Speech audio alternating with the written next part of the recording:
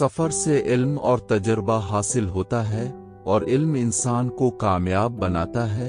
जो शख्स दूसरों को मुआफ कर देता है, अल्लाह इसको बुलंद दर्जात अता करता है। अक्लमंद वो है जो अपनी गलतियों से सीखे और उनको दोहराने से बच जाए। सब्र करने वाला इंसान हमेशा कामयाब होता है।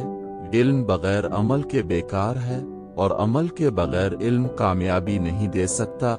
इंसान को अपने अखलाक से पहचाना जाता है और इखलाकी कामयाबी ही असल कामयाबी है।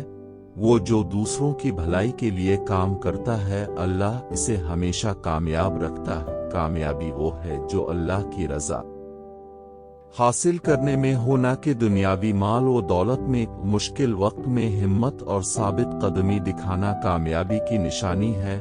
दूसरों की मदद करने से इंसान दुनिया और आखिरत में कामयाब होता है।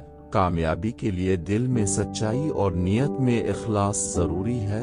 कामयाब इंसान वो है जो अपने मकसद पर कायम रहे और रास्ते की रुकावटों को उबूर कर जाए।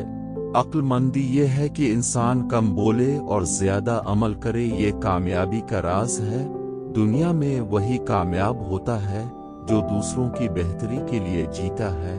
कामयाबी कभी तन्हा नहीं आती, इसके लिए मेहनत, सब्र और दुआ की जरूरत होती है। जिसने अपनी जबान को काबू में रखा वो दुनिया में कामयाब हुआ।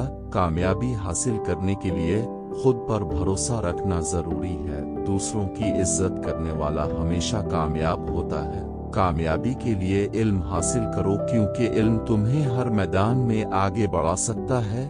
कामयाबी उन लोगों को नसीब होती है जो अपने ऐबों को तस्लीम करते हैं और उन्हें दुरुस्त करते हैं।